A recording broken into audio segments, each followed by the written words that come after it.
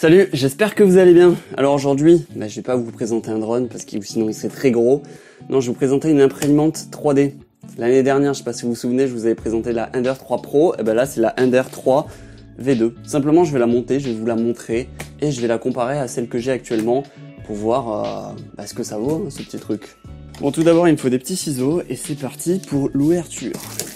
Donc voilà, pour info, c'est Banggood qui me l'a envoyé, comme 80% du temps au moins.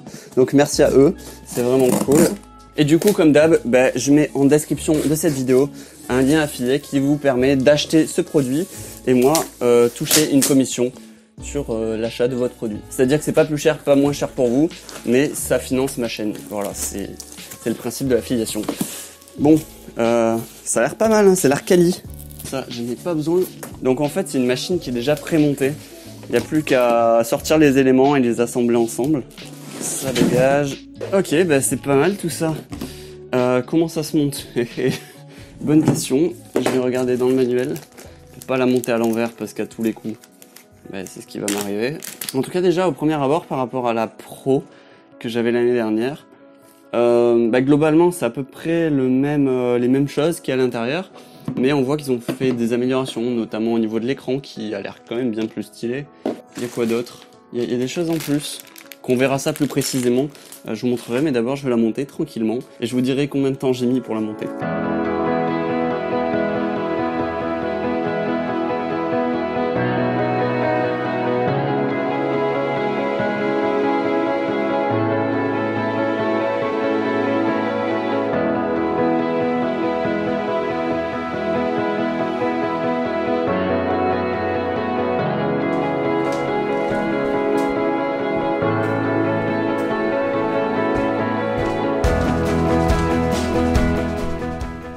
Bon, c'est cool ça. Elle est montée, ça m'a pris moins d'une heure, je dirais 50 minutes.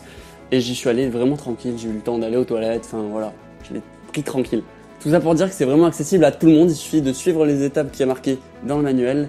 Et voilà quoi, ça se monte tout seul. Ce que je vais faire, c'est que je vais la brancher, je vais la mettre en route, je vais voir comment elle marche. Et après, je vous parle vraiment de toutes ses spécificités, voir la différence avec celle-ci. Voilà, celle-ci c'est la Pro, celle-ci c'est la V2. Voilà, c'est parti, plan B-roll. Attends, avant de te laisser voir la suite, je vais te montrer ou te rappeler comment on imprime des pièces en 3D. Premièrement, il te faut créer une pièce à l'aide d'un logiciel de CAO. Si tu ne sais pas faire de la conception assistée par ordinateur, pas de panique. Tu vas pouvoir récupérer des pièces sur Thingiverse par exemple. Si tu veux récupérer les miennes, tu tapes Airflex, tu devrais trouver. Ce qui te sera utile, c'est le fichier STL et non le fichier pièces, parce que Cura il lit pas les fichiers pièces. Maintenant, tu peux télécharger et ouvrir Cura. Et d'ailleurs, il est gratuit et très complet. En tout cas pour moi qui suis relativement novice, donc c'est-à-dire qu'il est complet et simple à comprendre. Et ça, c'est pas mal. Du coup, ce logiciel va te permettre de transformer ce fameux fichier STL en G-code. Tu vas me demander, mais ça sert à quoi de faire ça? Tout simplement, ça sert à choisir les paramètres d'impression. Tu vois, dans ta page, en haut et à droite, il y a pas mal de paramètres que l'on peut modifier. Si tu comprends rien de tout ça, c'est pas tellement grave, mais il y a des choses à savoir. Vraiment, il faut que tu saches avec quelle imprimante tu imprimes pour définir la taille du plateau. Moi, dans ce cas-là, c'est une Ender 3 V2. Je crois que j'ai pas cliqué sur V2, mais ça fonctionne parce que c'est les mêmes dimensions de plateau. Deuxième chose importante, c'est la taille de ta buse et le matériau utilisé.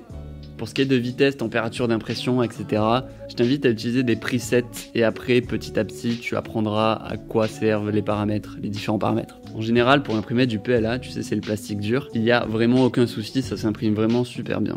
En revanche, pour imprimer du TPU, tu sais, le plastique mou que j'utilise pour mes frames, là, c'est un peu plus délicat, tu vas devoir ajuster quelques paramètres.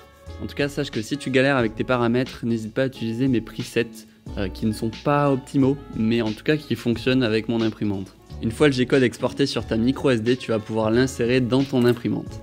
Il faut ensuite calibrer le plateau, c'est-à-dire le mettre à une certaine distance de ta buse. Et tu vas pouvoir faire ça à l'aide des grandes molettes qu'il y a sous le plateau. C'est-à-dire que tu dois ramener ta buse au point d'origine et ensuite désactiver les moteurs. Il faut qu'une feuille de papier puisse passer entre la buse et le plateau avec une petite résistance quand même. Si ta buse est trop basse, tu vas abîmer ton plateau, et si elle est trop haute, tu pourras pas déposer ta première couche, c'est-à-dire pas avoir de pièces du tout. Si vous débutez dans le domaine, je vous conseille vraiment de rester pendant le lancement de l'impression, c'est-à-dire regarder si la première couche se fait bien, au minimum. Et après, regardez toutes les 5, 10, 15 minutes si l'impression se passe bien. Parce que moi, ça m'arrive quelquefois que l'imprimante fasse des siennes. Je vois qu'elle fasse une grosse boule de plastique que j'avais pas demandé. Bon ensuite, quand t'as l'habitude, t'as plus qu'à admirer la magnifique danse robotique de ton imprimante.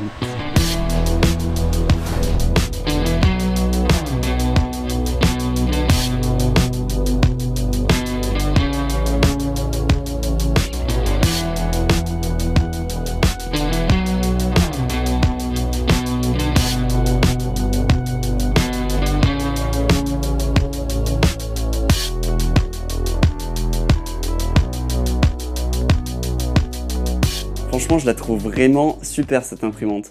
En fait, la Ender 3 Pro, je la kiffais. Elle fonctionnait. C'était parfait pour moi. C'était facile, simple, efficace. Et là, en fait, sur la V2, c'est facile, simple, efficace. Et en même temps, c'est beau et bien fini.